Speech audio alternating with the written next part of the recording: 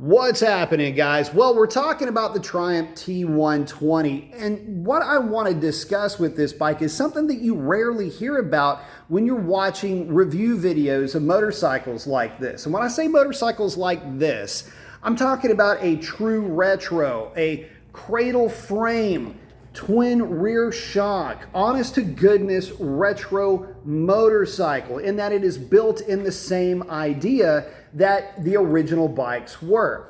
Think Kawasaki W800 or the Honda CB1100. A true retro, not to be confused with a machine like this. That's a neo retro. It's got modern underpinnings, in this case GSXR 1000, but it's got the skins of an old school motorcycle. It's themed to look a certain way, but it's got all the modern underpinnings. This, not so much. This motorcycle has got a couple of modes. It's ride by wire, obviously fuel injection, so I guess that separates it from the original, but that's pretty much it. Now, this bike is not stock. It's got a British Customs Shorty exhaust along with their X pipe, which is the Cat Delete pipe. It's got a DNA air filter with the snorkel removed. It's got those vented side covers. We've got the bar-in mirrors, and it is tuned by yours truly. And as an update, this bike, I've never reset the miles per gallon, 39.6, if you can believe that. And that is over the course of just shy of 1,800 miles. I don't want to leave you hanging with that exhaust.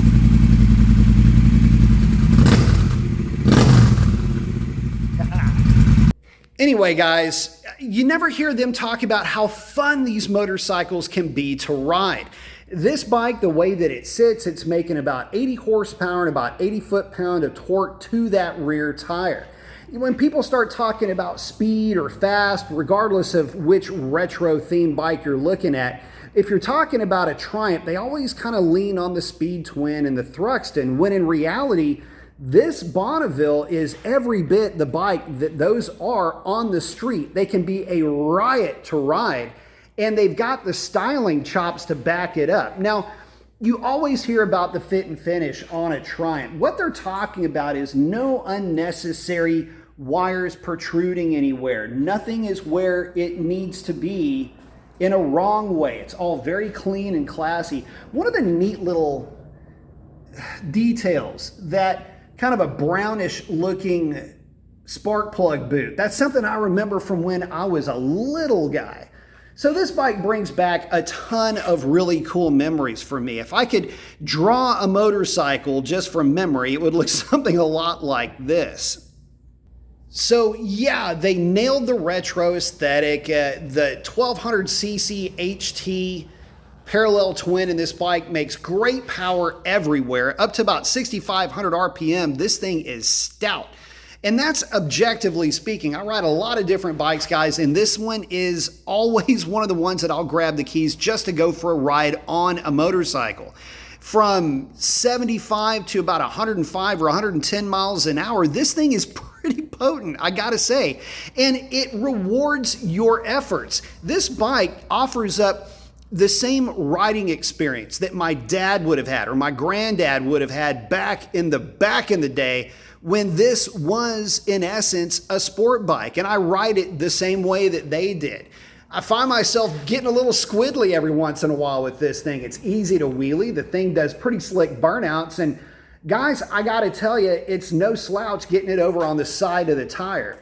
Speaking of tires, if you've got one of these bikes and you've been kind of kicking around the idea of putting a set of tires on it, these are Metzler, here you go, Roadtech 01s. You can see I get this thing over on the side of the tire pretty well. We're pretty well cutting the Metzler elephant in half with these things. They heat up really quickly. They deal with the power of this bike really well. I like the way that they look on the bike. And just so you guys know, I run 37 out back and 35 up front, PSI. The bike seems to really like that. I run the rear suspension preload set to full stiff. There is no other suspension adjustment on this thing. So what is there to talk about that the other guys don't? Just how much fun and how rowdy one of these bikes can be. Again, she's far from stock. She's making more power than stock. She's a lot lighter, especially with that tail tidy off of there. Those huge, heavy factory exhaust cans are off. God, this thing is so much fun. The fly screen does a great job of breaking up wind around you. Man, I gotta tell you, I just keep having so much fun with this bike. I love talking about it, and I hope you like seeing it too. I hope you guys like seeing bikes that maybe you might not have thought would have been fun. You might not have thought would be sporty. But I gotta tell you, when you do them up right, you can have a fun little roadster that will bring so many smiles to you guys. Again, when I just want to go for a ride, I grab the keys to this thing, and it's tough to get me off of it. But with that, post up your comments. Let me know what you think about these things, and we'll catch you on the next one.